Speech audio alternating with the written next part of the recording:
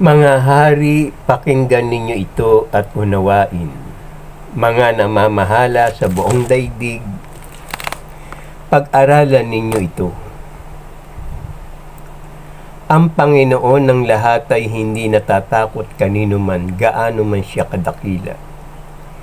Siya ang may likha sa lahat, sa dakila at sa aba. Kaya pare-pareho lang ang tingin niya sa lahat. Madali siyang napagpapakilala. Madali siyang nagpapakilala sa mga naghahangad sa Kanya. At ang buhay na walang katapusan naman ay naglalapit sa Diyos. Kaya sikapin ninyong matutunan ang aking mga aral at pakikinabangan ninyo ito. Sa pangalan ng Ama at ng Anak at ng Banal na Espiritu. Amen. Amen. Amen. Amen. Amen. Amen. Amen. Amen. Diyos amang makapangyarihan sa lahat na may lalang ng langit at lupa. Purihin ka, Panginoong Yahweh, ng buong puso ko at kaluluwa. Purihin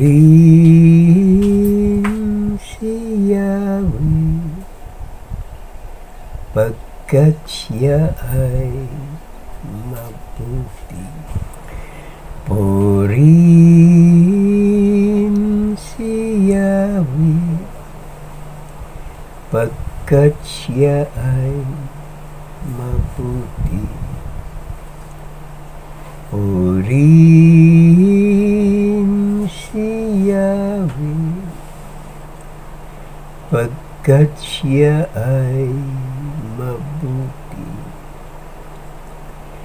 Purihin si Yahweh, pagkat siya ay mabuti.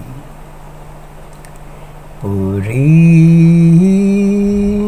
si Yahweh, pagkat siya ay mabuti. Purihin si Yahweh, pagkat siya ay mabuti. Purihin si Yahweh, pagkat siya ay mabuti. Pinupuri ko po ang inyong puso, isip, karunungan. Banal na Espiritu, banal na kapangyarihan. Malinis na pangalan, malinis na kalooban, at sa walang hanggang ninyong kadakilaan. Ama, maghari nawa ang kapayapaan, kasaganahan, pagmamahalan, pagbibigayan, pagmamalasakit, pag-ibig at katarungan. Diyos amang makapangyarihan sa lahat na may lalang ng langit at lupa, dagat at lahat ng mga nakikita natin, at pati ang ating buhay. Mga isdang naglalakihan sa karagatan, mga hayop na kinakain sa kalupaan, mga gulay at prutas na nagbibigay sa atin ng kalakasan, mga puno at halamang gamot na ginawa ng Diyos, tinitimpla ito ng parmasyotika upang ipamahagi sa lahat na may karamdaman dito sa bayong Pilipinas at maging sa buong sanlibutan. O kay buti mo, Panginoong Yahweh, marapat lamang na kayo'y pasalamatan, kilalanin, paglingkuran, at sambahin sa pangalan ng Ama at ng Anak at ng Banal na Espiritu. Amen. Amen. Amen. Amen. Amen. Amen. Amen. Maraming salamat po, Ama, sa magandang umaga. Maraming salamat po, Ama, sa lahat ng biyaya na ipinagkakalob niyo sa amin dito sa bayang Pilipinas. Sa bayang Marilao, Mekawayan, Ilocos, Mindanao, Mindoro, Bicol, Metro Manila at sa buong karatig po at sulok at gitna ng Pilipinas. Maraming salamat po, Ama. Tulungan niyo po ang aming mahal na Pangulo na mapagtagumpayan niya ang lahat ng nakaatang sa kanyang balikat, ang responsibilidad, ang panggugulo ng China dito sa Philippine Sea. Ama, ako'y nananangan sa inyong kapangyarihan na walang sino man na makapapasok ng mga kaaway dito sa bayang Pilipinas, sapagkat ang lahat ng kanilang ginagawa ay pawang panggugulo, paninira, pananakit sa mga kapwa Pilipino na narito sa Philippine Sea at sa mga taong umuusig at nagsasalita laban sa mahal namin Pangulo. Inialay namin sa inyo ang kanilang ginagawa kay Bongbong Marcos. Pagpalain niyo po siya at lagi niyo po siyang kalingain. At ang mahal naming ginang na si Imelda Romualdez Marcos, bigyan niyo po siya ng kalakasan at ilayo niyo po siya sa lahat ng uri ng kapahamakan. Ilayo niyo po siya sa mabigat na karamdaman. At ang kanyang dalawang anak na babae na si Irene, Amy, at ang aming mahal na presidente na si Bongbong Marcos. Inialay po namin sa inyo ang lahat ng ito para maging matagumpay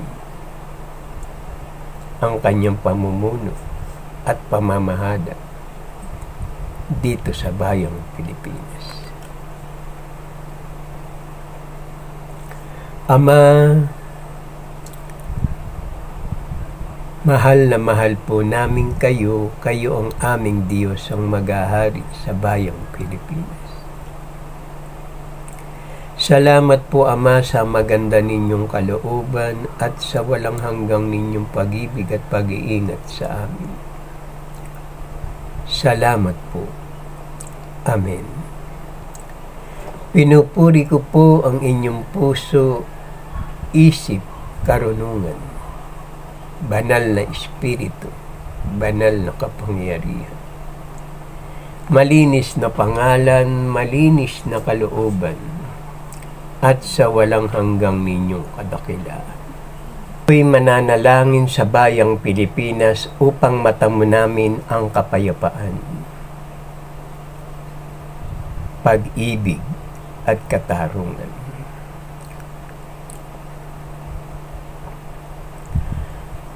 Ama namin na sa langit, sambahin nawa ang pangalan niyo.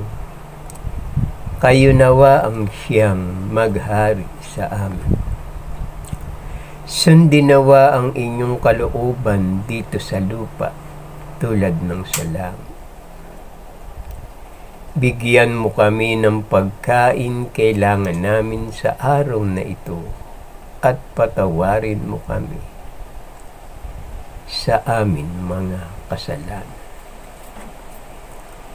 Para ng pagpapatawad namin sa nagkakasala sa amin. Huwag mo kaming iharap sa mahigpit na pagsubok, kundi layo niyo kami sa masama. Sapagkat sa inyo ang kaharian, kapangyarihan, at ang kapurihan magpasawalang hanggang. Amen. Purihin si Yahweh, pagkat siya ay mabuti. Ama namin na sa langit, sambahin nawa ang pangalan niyo. Kayo nawa ang siyang maghari sa amin. Sundin nawa ang inyong kalooban dito sa lupa tulad ng sa langit. Bigyan mo kami ng pagkain kailangan namin sa araw na ito at patawarin mo kami sa amin mga kasalanan. Para ng pagpapatawad namin sa nagkakasala sa amin. Huwag mo kaming iharap sa mahigpit na pagsubok, kundi layo niyo kami sa masama. Sapagkat sa inyo ang kaharian, kapangyarihan, at ang kapurihan magpasawalang hanggang. Amen. Purihin si Yahweh, pagkat siya ay mabuti. Our Father who art in heaven, hallowed be thy name. Thy kingdom come, thy will be done on earth as it is in heaven. Give us this day our daily bread, and forgive us our trespasses, as we forgive those who trespass against us. And lead us not into temptation, but deliver us from evil. For thine is the kingdom, in the power, in the glory, forever and ever. Amen. Purihin si Yahweh, pagkat siya ay mabuti. Our Father who art in heaven, hallowed be thy name. Thy kingdom come, thy will be done on earth as it is in heaven. Give us this day our daily bread, and forgive us our trespasses, as we forgive those who trespass against us. And lead us not into temptation, but deliver us from evil. For thine is the kingdom, in the power, in the glory, forever and ever. Amen. Purihin si Yahweh, pagkat siya ay mabuti.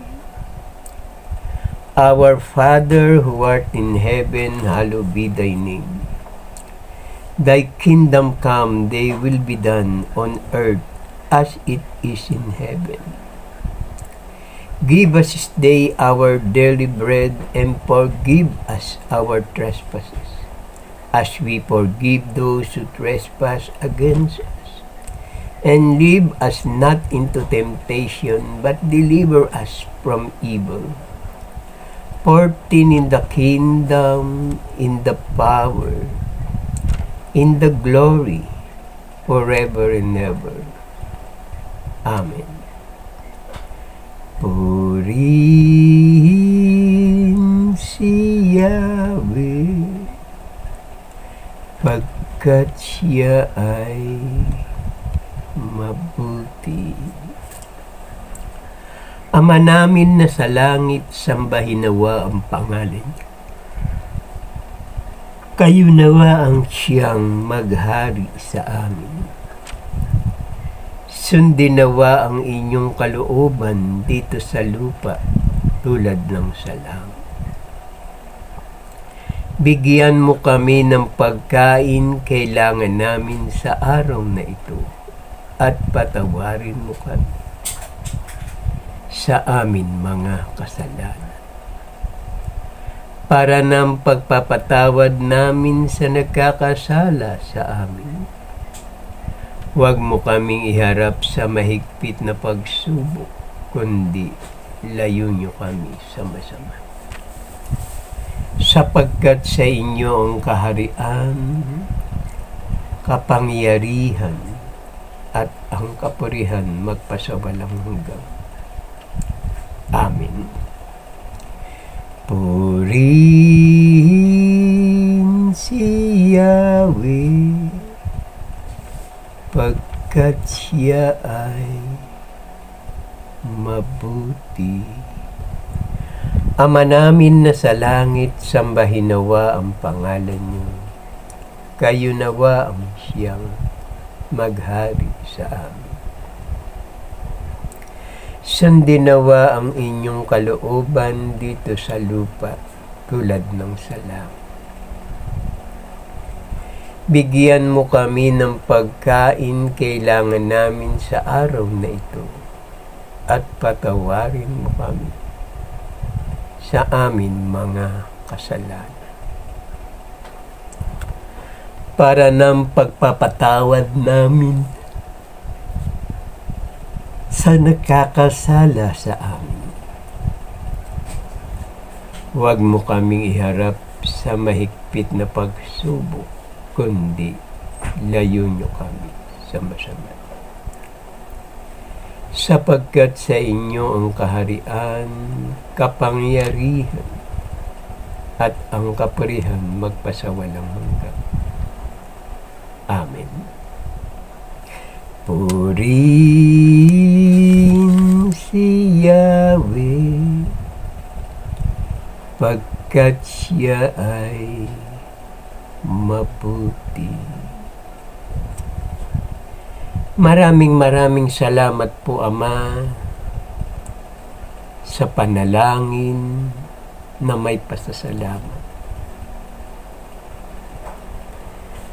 Magtagumpay po sana kami o ako sa aking layunin na ang bayang Pilipinas ay maghari nawa ang kapayapaan, pag-ibig at katarungan. Ama, maraming salamat po, Ama, sa walang hanggang inyong tipan sa akin. Maraming salamat po, Ama, sa kalakasan, sa karunungan, at sa lahat ng biyaya na ipinagkakalob niyo sa amin sa araw-araw. Ako'y magpapahayag ng karunungan ng Diyos dito sa bayang Pilipinas, upang ang lahat na makarinig sa salita ng ating Amang nasa langit ay patnubayan nawa kayo ng masagana niyang biyaya sa mga taong may malinis na kalooban at sa mga taong nadimla ng kanilang mga pag-iisip. Pagpalain nawa kayo ng ating Amang si Yahweh na lumikha ng lahat ng bagay dito sa sangkatauhan. Lupa, langit, dagat, at lahat ng mga bagay na narito sa daigdig. Ang ganda ng kalikasan ay nakikita sa mga taong namumuhay na may pagkilala at pananampalataya sa ating Diyos na dakila, na ating Amang si Yahweh na nasa langit. Mapuspos nawa tayo ng habag at kapayapaan at pagkalinga ng ating Amang si Yahweh na nasa langit.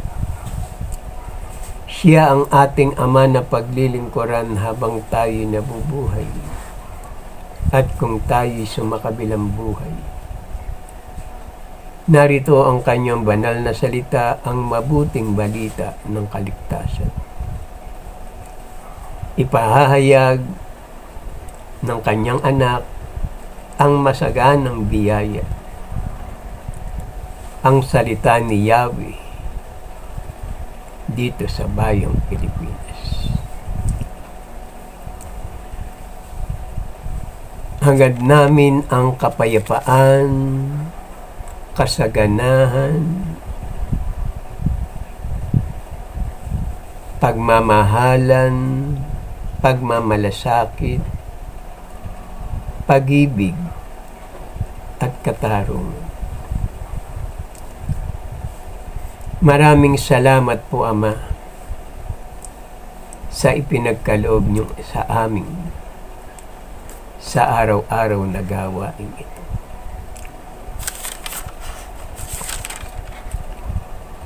Ang aking ipahayag ang katungkulan ng mga pinuno, ang presidente o hari ng mga bansa. Ang may pandinig ay makinig. Mga hari, pakinggan ninyo ito at unawain. Mga namamahala sa buong daigdig, pag-aralan ninyo ito, makinig kayo mga pinuno ng maraming bansa. Kayo na ang ipinagmamalaki ay ang dami ng inyong nasasakupan. Ang pamamahala ninyo kaloob ng Panginoon at ang kapangyarihan mula sa kataas-taasan. Siya ang susuri ng inyong mga gawa at sisiyasat ng inyong mga panukala. Madali siyang paririto at parurusahan kayo ng mabigat na parusa.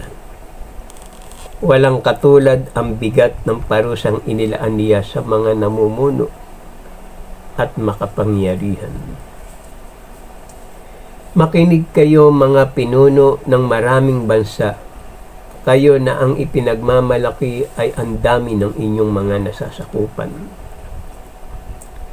Kung sa inyong pagiging tagapagmahala ng kanyang kaharian ay hindi kayo magiging tapat, kung hindi ninyo susundin ang kautusan at kung hindi kayo mamumuhay ayon sa kanyang kalooban. Ang mga aba ay kahahabagan at patatawarin, ngunit ang mga nasa kapangyarihan ay mahigpit na hahatulan. Ang Panginoon ng lahat ay hindi natatakot kanino man, gaano man siya kadakila. Siya ang may likha sa lahat, sa dakila at sa aba. Kaya pare-pareho lang ang tingin niya sa lahat.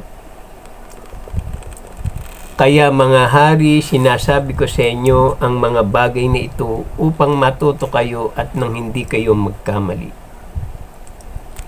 Kaya nga, pahalagahan ninyo ang aking mga aral. Unawain ninyo ito at kayo'y matututo.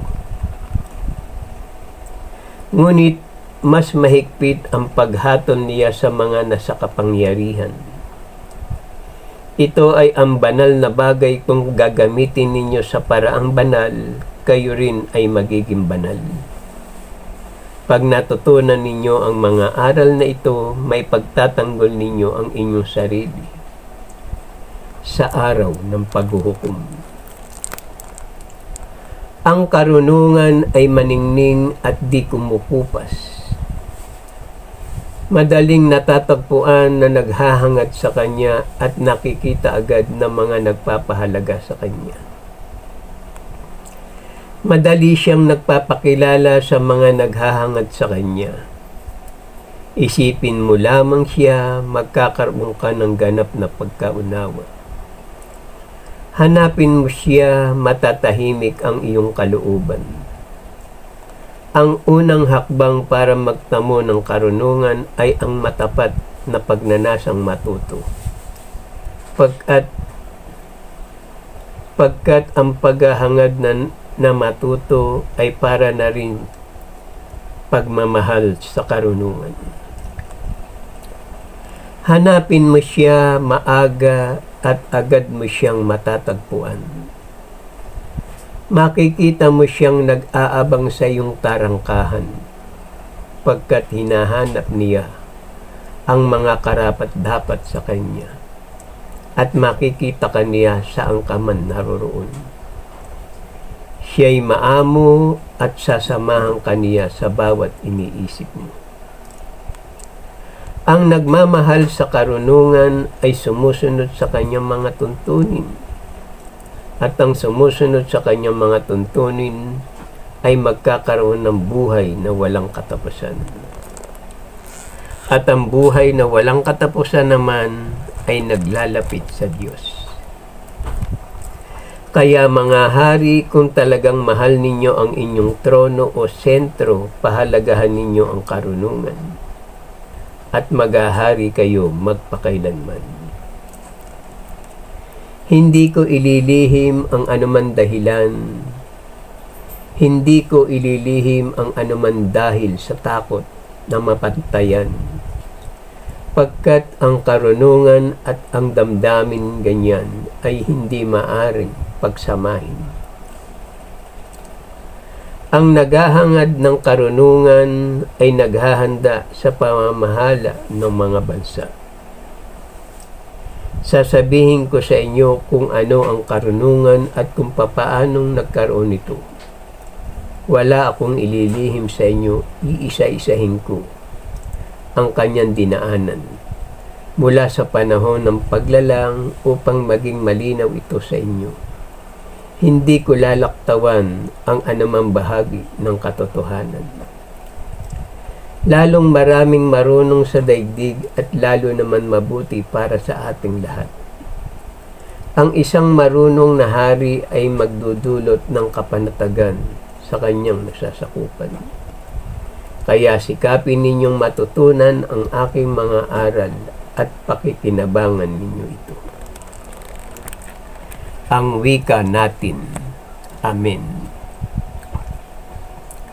Sa ating Diyos ang kapurihan, kadakilaan, karunungan, pasasalamat, karangalan, kapangyarihan, kalakasan, katarungan, pagmamahalan, pagmamalasakit at pagtatagumpay ngayon at magpakailanman. Amen. Maghari nawa ang kapayapaan sa bayang Pilipinas at maging sa buong sanlibutan. Araw-araw mong ipahayag ang aking banal na salita upang ang lahat ng makakita sa gawain ito ay maligtas.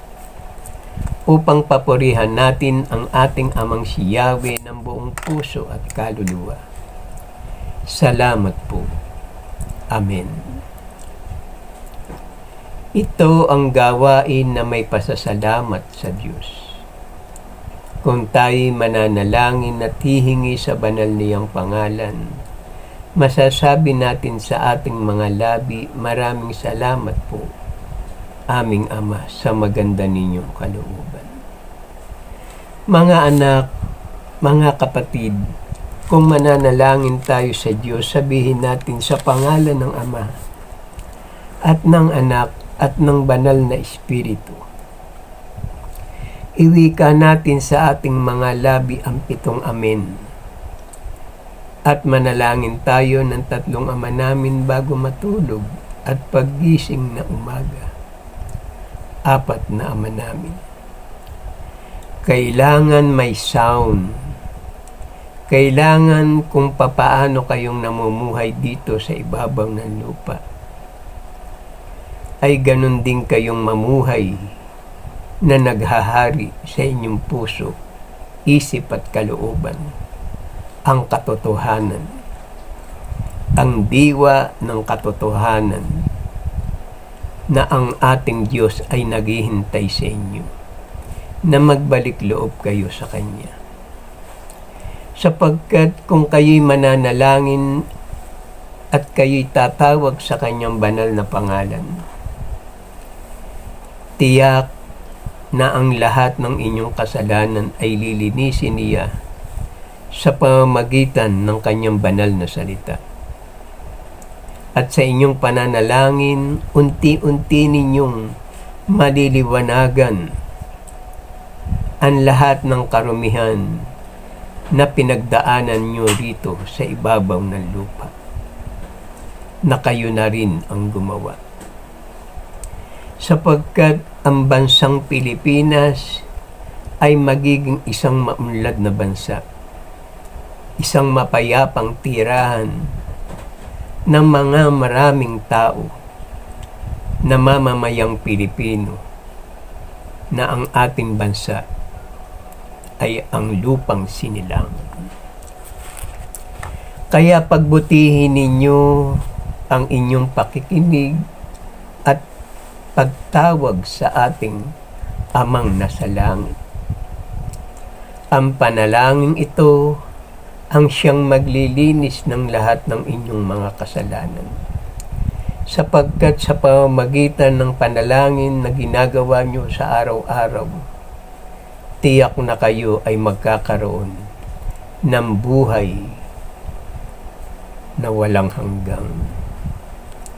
Kaya tayo na at lumapit sa ating Diyos na buhay, na ating Amang si Yahweh na lumikha ng lahat ng bagay, langit, lupa, dagat, at lahat ng mga nakikita natin at pati ang ating buhay.